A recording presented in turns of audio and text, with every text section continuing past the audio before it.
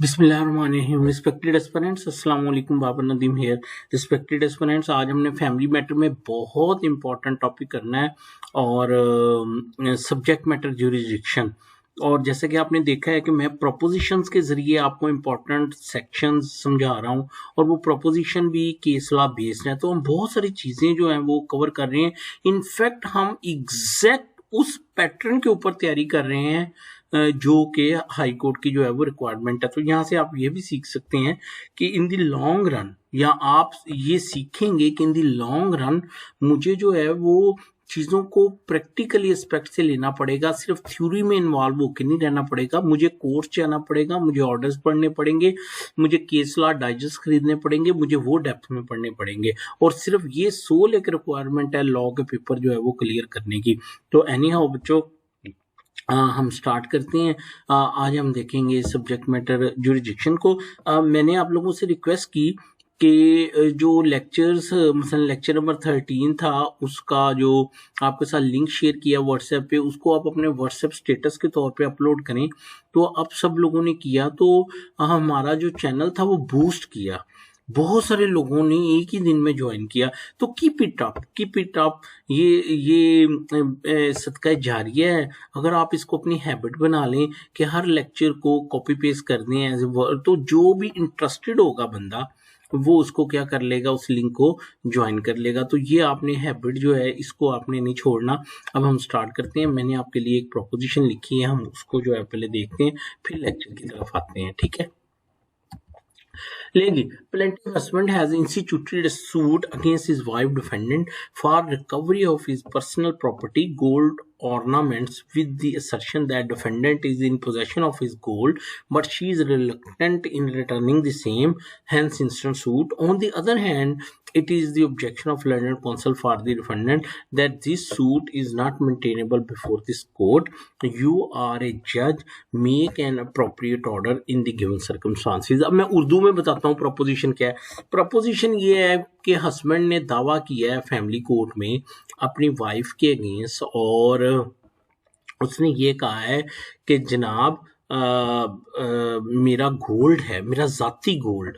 एक तो होता है ना ब्राइडल गिफ्ट दिया, नो नो नो नो, मेरा ज़ाती गोल्ड इसके पास है, तो उसकी वापसी का जो है वो क्या किया जाए, वो आप वापसी के लिए मैंने दावा किया है, तो इसको डिक्री किया जाए। जबकि दूसरे कौंसल का ये है कि जनाब ये कोर्ट, इस कोर्ट के सामने ये दावा मेंटेनेबल ही नहीं है, तो आप जज हैं, आप इसमें अप्रोप्रिएट ऑर्डर जो है वो इसको लिखें। अच्छा, इस प्रोपोजिशन को अपने सामने रखें और आप मेरी एक बात गौर से सुनिए। देखो बच्चों कि हर स्टैट्यूट के अंदर मसलन मजिस्ट्रेट हो गया, मसलन सिविल जज हो गया, हर एक्ट के अंदर एक ऐसा सेक्शन होता है जो उस कोर्ट के ऊपर, फैमिली कोर्ट के ऊपर, सिविल कोर्ट के ऊपर, मजिस्ट्रेट के ऊपर एक जुरिसडिक्शन कंफर करता है किसी मैटर को सुनने की। मसलन जो मेरा ख्याल है, अगर मैं गलत नहीं हूँ, तो वो सेक्शन 28 है शायद सीआरपीसी का, और रेड विद वो शेड्यूल 2 का आखिरी कॉलम, वहां से पता चलेगा कोई ऑफेंस मजिस्ट्रेट फर्स्ट क्लास सुनेगा या वो सेशन जज सुनेगा। तो देखा, एक प्रोविजन मौजूद है ना, एक प्रोविजन मौजूद है ना। इसी तरह सिविल में भी मौजूद है, इसी तरह बच्चों फैमिली लॉ में भी एक प्रोविजन मौजूद है जो फैमिली कोर्ट के ऊपर जुरिसडिक्शन कंफर करती है। किस चीज की? किसी मैटर को सुनने की। और बच्चों इसको कहते हैं सब्जेक्ट मैटर जुरिसडिक्शन। क्या कि ये वाला मैटर एक कोर्ट सुन सकती है या नहीं सुन सकती, इसको क्या कहते हैं? Subject matter jurisdiction. एक होती है टेरिटोरियल जुरिसडिक्शन, वो भी हम पढ़ेंगे, वो भी हम पढ़ेंगे, लेकिन फिलहाल हम क्या पढ़ रहे हैं? हम सब्जेक्ट मैटर जुरिसडिक्शन देख रहे हैं कि फैमिली कोर्ट जो है वो कौन सा मैटर सुन सकती है, कौन सा नहीं सुनने। तो मैं आपका टाइम ज़ाया किए बगैर मैं आपको लेके आऊँगा फैमिली कोर्ट एक्ट के सेक्शन 5 के ऊपर। Subject to the provision of Muslim Family Law Ordinance and the Conciliation Court Ordinance, the Family Court shall have exclusive jurisdiction to entertain, hear and adjudicate upon matters specified in Part 1 of Schedule. Jazakallah. बच्चों, जो family court है उसके ऊपर कौन सा section जो है वो जुरिडिक्शन कंफर कर रहा है, सेक्शन 5। कौन सा, सेक्शन 5 जुरिडिक्शन कंफर कर रहा है, ठीक है। और ये पार्ट 1 किसकी हद तक जुरिडिक्शन कंफर कर रहा है, वो शेड्यूल, पार्ट 1 ऑफ शेड्यूल, ठीक है। और अब वो पार्ट 1 ऑफ शेड्यूल क्या है, ये है बच्चों, ये देखें आखिर पे अपना फैमिली कोर्ट एक्ट एंड निकालें, शेड्यूल पार्ट 1, ये देखें, dissolution of Muslim marriage act, dowry, maintenance, restitution of, तो ये वाले वो मैटर हैं 9-10 जो कौन सुन सकता है, जो फैमिली कोर्ट जो है वो क्या कर सकती है, सुन सकती है। और बच्चों सबसेक्शन 2 क्या कहता है, notwithstanding anything contained in the code of criminal procedure, the family court shall have jurisdiction to try the offences specified in part 2 of the schedule where one of the spouses is victim of an offence committed by the other। लो जी, अब जो इसका part 2 है, ये offences कौन सुनेगा, आगे इसके साथ सेक्शन 20 उसको मिला के पढ़ेंगे, वो भी फैमिली कोर्ट सुनेगा। और बच्चों इस पे इतनी इंपॉर्टेंट जजमेंट आई है, आप में से जो लोग प्रैक्टिस करते हैं उनको पता होगा कि रिसेंटली हाई कोर्ट ने एक जजमेंट दी है कि ये जो शेड्यूल 2 वाले मैटर्स हैं, जैसे वो कंप्लेंट केस हो गया, वो मसलन पोलीगैमी हो गया कि इसने जी निकाह विदाउट परमिशन सेकंड मैरिज की है, उन सब के ऊपर हाई कोर्ट ने ये कहा है कि वो ये जो मजिस्ट्रेट फर्स्ट क्लास सुनते रहते हैं या एसडीएम सुनते रहते हैं वो गलत है, उसको एक एक्सक्लूसिव फैमिली कोर्ट ही सुनेगी। एनी हाउ हम वो स्टेटमेंट को आगे डिस्कस करने जा रहे हैं अगले लेक्चर में, बड़ी इंपॉर्टेंट है, लेकिन फिलहाल हम सिर्फ 1 पे करेंगे, सब सेक्शन 1 पे बच्चों हम फोकस करेंगे। और सब सेक्शन 1 में वो ये कहता है कि फैमिली कोर्ट जो है वो ये वाले मैटर सुन सकती है 10, ये dissolution of marriage, dowry, maintenance, restitution of conjugal right, custody of children, guardianship, extension of marriage, dowry, personal property and belonging of wife and a child living with any matter arising out of नकाहनामा। तो बच्चों ये हो गया, crux ये हो गया कि अगर मैं आपसे ये पूछूं, हाँ भाई कौन सी प्रोविजन है जो फैमिली कोर्ट के ऊपर जुरिडिक्शन कंफर करती है, या मैं आपसे इस तरह पूछता हूं कि भाई एक फैमिली कोर्ट कौन से मैटर सुन सकती है, तो आप कहेंगे sir section 5 read with schedule given at the end of the family court, a family court has jurisdiction। अच्छा ठीक है बच्चों, अब आप गौर करो, अब हम प्रोपोजिशन के ऊपर आओ, तो ये क्या कह रहा है, हस्बैंड हैड इंस्टीट्यूटेड पर बंदा जो है वो अपनी पर्सनल प्रॉपर्टी क्लेम कर रहा है, तो बच्चों फौरन आपका माइंड काम कर रहा है कि मुझे शेड्यूल में जाके देखना चाहिए कि ये क्या कोर्ट पर्सनल प्रॉपर्टी का दावा जो है हस्बैंड का वो सुन सकती है। तो अभी चले जाते हैं, ये लें, ये आ गए शेड्यूल में, पहला डेसोल्यूशन, डावर, कस्टडी। 9 पे देखें, personal property and belonging of a wife of a child living with his mother, सिर्फ और सिर्फ एक वाइफ अपनी पर्सनल प्रॉपर्टी का दावा कर सकती है या एक चाइल्ड कर सकता है, हस्बैंड नहीं कर सकता, क्योंकि इस प्रोपोजिशन में दी गई प्रोपोजिशन के अंदर क्या है, हस्बैंड अपनी पर्सनल प्रॉपर्टी जो है वो क्लेम कर रहा है, लिहाजा इस प्रोपोजिशन का जवाब ये है कि फैमिली कोर्ट ये मैटर नहीं सुन सकती।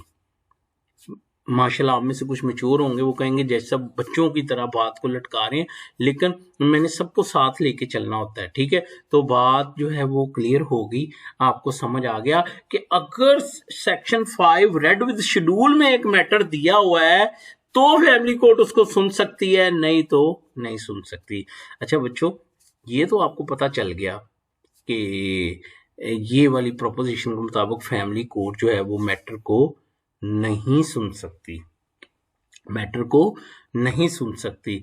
तो फिर कोर्ट ऑर्डर क्या करेगी,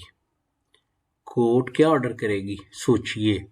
yes, court will return the plaint, किस ब्रांड पे, कि आई हैव नो जुरिडिक्शन। देखें कोर्ट इस बुनियाद पे भी एक प्लेंट को रिटर्न कर सकती है कि I have no territorial jurisdiction to entertain this suit. At the same time family court इस बुनियाद पे भी दावे को वापस कर सकती है कि I have no subject matter jurisdiction to entertain this suit. तो बच्चों अब जल्दी से हम रिटर्न ऑफ प्लेंट का ऑर्डर लिख लें। वैसे तो मेरा रिटर्न ऑफ प्लेंट के ऊपर एक कंप्रीहेंसिव ऑर्डर है, लेकिन आप उसको सीपीसी में वो देखिएगा। और एक और चीज मैं यहाँ पे आपको बताना चाहूंगा बच्चों, इसके फैमिली रूल जो है फैमिली कोर्ट एक्ट के साथ 1965 के, वो मिला के पढ़ने हैं। उसमें रिटर्न ऑफ प्लेंट का कॉन्सेप्ट जो है फैमिली मैटर्स में, उधर तो ऑर्डर 7 रूल 10 है ना सीपीसी में, इधर वो नहीं है, इधर फैमिली रूल्स और रूल 5 है। ठीक है, ये रूल्स आ गए फैमिली कोर्ट एक्ट के साथ जो है। सॉरी, ये तो कोई और रूल्स निकला है, ये West Pakistan family court rules 1965। और मैंने कौन सा आपको रूल बताया था बच्चों? मैंने आपको बताया था रूल 5। हाँ, ये आ गया। Where a plaint is presented to a court not having jurisdiction, the plaint shall be returned to be presented to the court which it should have been presented. The court returning the plaint shall endure thereon the date of its presentation and to it and the return the same of the name of the party presenting it and the brief statement of the reasons thereof.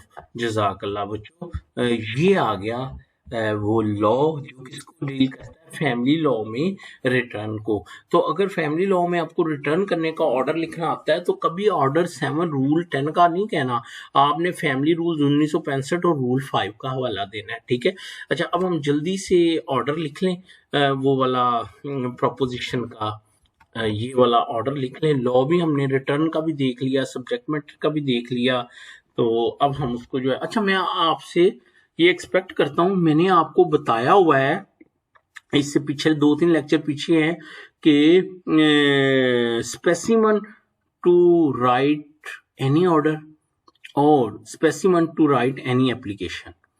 अभी मैं आपको आगे चल के बताऊंगा specimen to draft any bail, to decide any bail और specimen to frame any charge, वो मैं आगे चल के आपको बताऊंगा। लेकिन फिलहाल मैं सपोज करूंगा कि ऊपर डेट ऑर्डर ये सब कुछ आप लिख लेंगे। मैं जल्दी से जो है वो किसकी तरफ आऊंगा, मैं उसकी तरफ आऊंगा जो ऑपरेटिव पार्ट है। और ऑपरेटिव पार्ट में बच्चों क्या होता है, फाइंडिंग फॉलोड बाय रीजनिंग। जज़ाकल्लाह। लीजिए हम लिखना शुरू करते हैं। चले मैं एक दफ़ा फिर आपको बताता हूँ, हमने रिटर्न ऑफ प्लेंट का जो है वो ऑर्डर लिखना है। तो आज क्या डेट है, आज जुमातुल मुबारक है 11 और 2022, ये आज की जो है वो डेट है। ठीक है, चलिए ये हो गया। उसके बाद आप बेशक इसके साथ ऑर्डर लिखें या ना लिखें, यहाँ पे लिखें या ना लिखें। अब आप यहाँ लिखें present.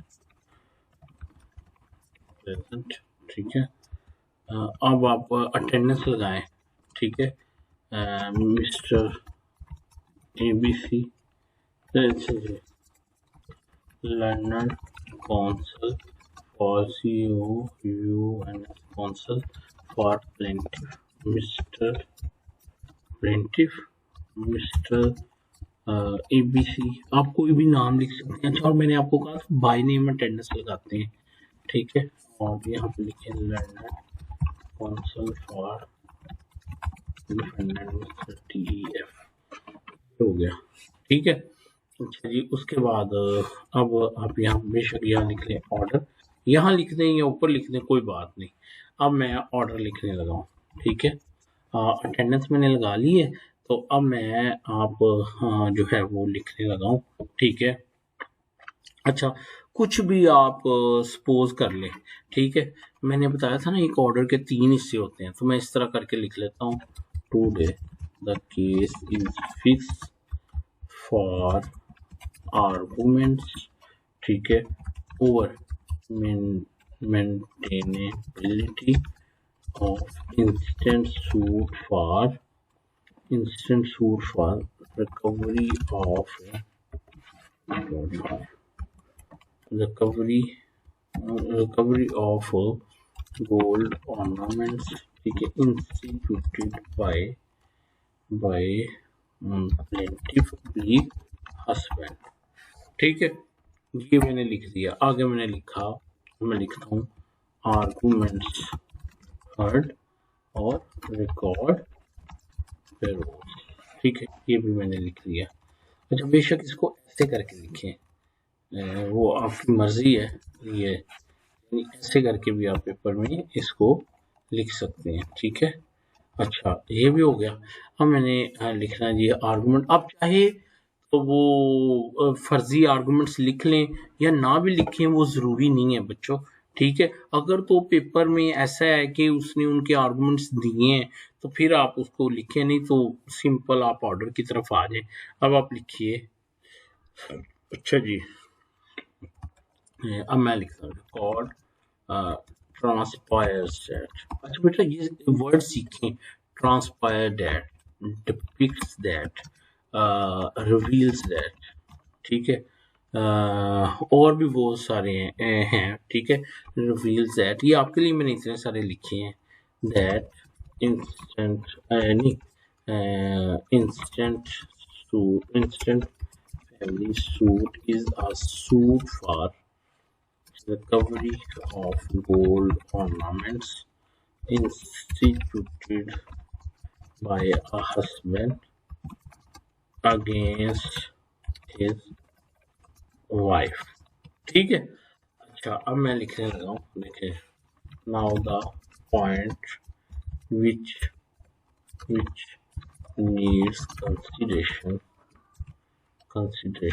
is that a family court can, ठीक है, here adjudicate, ठीक है,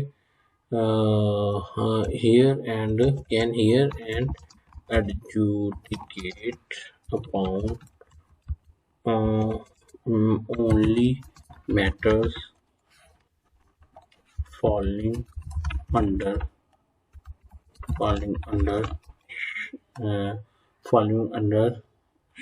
schedule falling under section 5 read with schedule given at the end of Family Court Act 1964, ठीक है। as instant matter क्या recovery of personal property and belonging by a husband does not fall under the schedule of Family Court Act 1964, ठीक है। So it is held that this family court has no subject matter jurisdiction to proceed with instant suit. So as instant person held at and plaint in the instant suit is hereby returned, ठीक है, to the plaintiff for presentation of the same at proper forum। Proper forum कौन सा? Civil court में जाए ना, family court की तो jurisdiction नहीं बनती, ठीक है। अच्छा, आगे क्या है? Reader of this court mister FGH is directed to return plaint in original after appending attested copy of the same in the main file. Further, reader is directed to enter to make an entry in the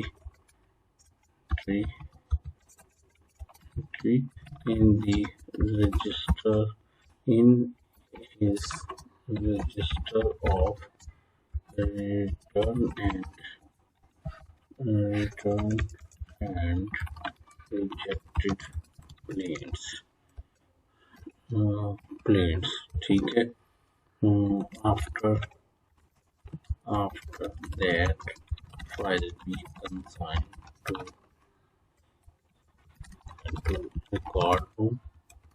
After compilation, report element Mr. GHQ XYZ. ठीक है, full stop. लो बच्चा, और इधर आप क्या लिखेंगे? इधर लिखेंगे अनाउंस्ड. क्या लिखेंगे? अनाउंस्ड. ये और ये करेंगे, और इधर एक क्या करेंगे बच्चों, आपको पता ही है, इधर एक स्टैम्प बना देंगे. ठीक है, मिस्टर नहीं, अब बेशक बाबर नदीम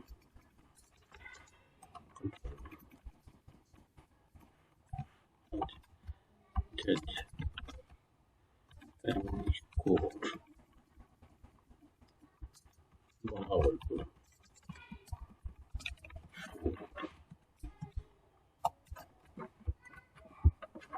दोनों इसको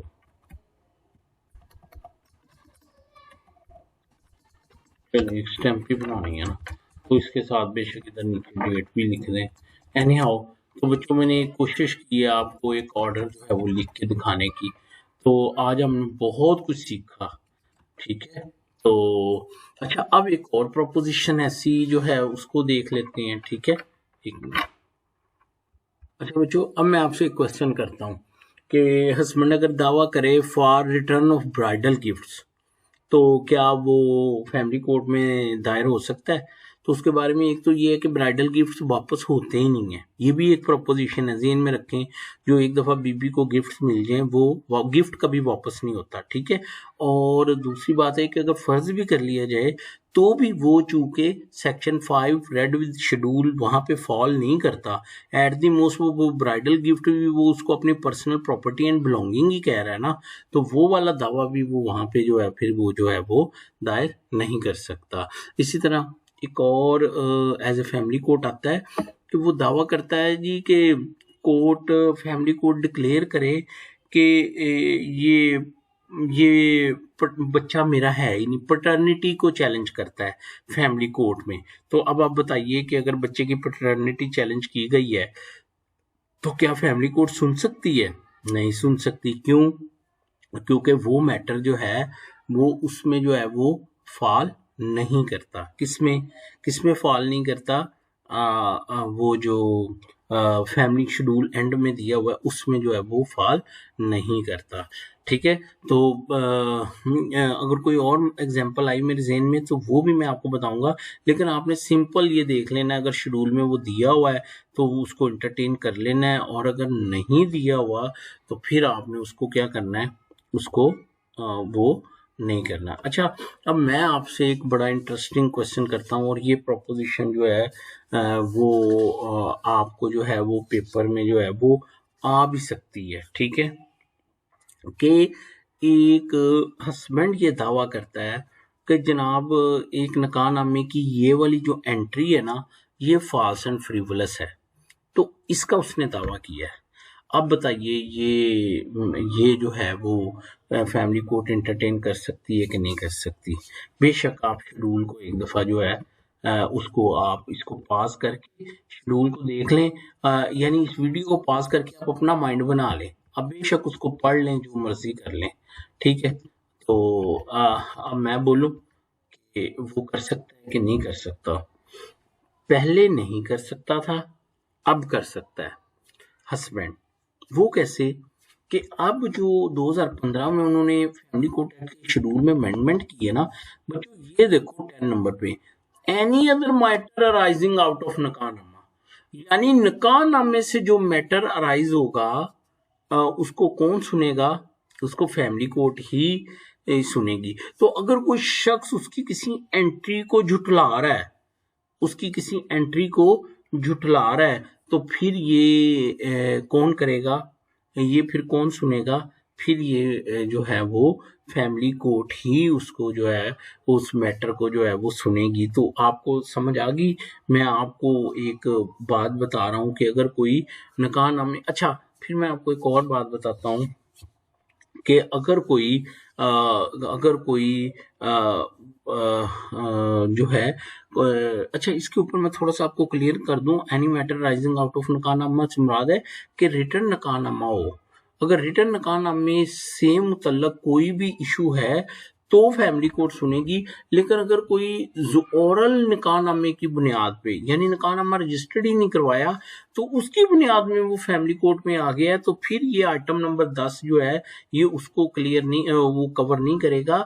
ये सिर्फ और सिर्फ इन राइटिंग जो निकाहनामा है ये सिर्फ और सिर्फ उसकी जो है वो बात कर रहा है।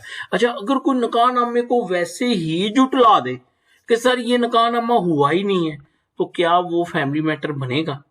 एक तरह से नहीं बनेगा और बनेगा भी। पूछ कैसे? अगर हम उसको आइटम नंबर 10 से देखें तो फिर तो वो निकाहनामे की एग्जिस्टेंस को डिनाई कर रहा है ना, फिर वो फैमिली मैटर तो ना बना, क्योंकि वो कह रहा है कि निकाहनामा हुआ ही नहीं है, जैली और फर्जी है, तो वो फिर कहाँ जाए? सिविल कोर्ट में जाए। लेकिन अगर आप देखें ये 7 नंबर पे जो जस्टिफिकेशन ऑफ मैरिज है, असल में वो क्लेम जस्टिफिकेशन ऑफ मैरिज का कर रहा है कि वो ये कह रहा है कि मेरा इसके साथ जो है मियाँ बीवी का कोई रिलेशन नहीं है। एक तो कोर्ट ये कह दे कि इनके साथ मेरा कोई रिलेशन नहीं है, और साथ में वो जो निकाहनामा है उसको कोर्ट क्या करे? मनसूख करे। उसको क्या करे? मनसूख करे। तो अगर तो उसने उसकी प्लेंट पढ़ के पता चलेगा कि आया, तो अगर तो उसने जस्टिफिकेशन ऑफ मैरिज के साथ कैंसलेशन ऑफ निकाहनामे की इस्तदा की है, फिर तो कोर्ट उसको जो है वो सुनेगी, उस केस को सुनेगी। लेकिन अगर उसने अकेला ही निकाहनामे की कैंसलेशन मांगी हुई है, तो फिर वो चूंकि उसने जस्टिफिकेशन ऑफ मैरिज की इस्तदा नहीं की, तो फिर वो जाए उधर जो है वो फैमिली कोर्ट, सिविल कोर्ट में। तो मुझे जरूर कमेंट कीजिएगा, बताइएगा। Thank you so much. Allah Hafiz.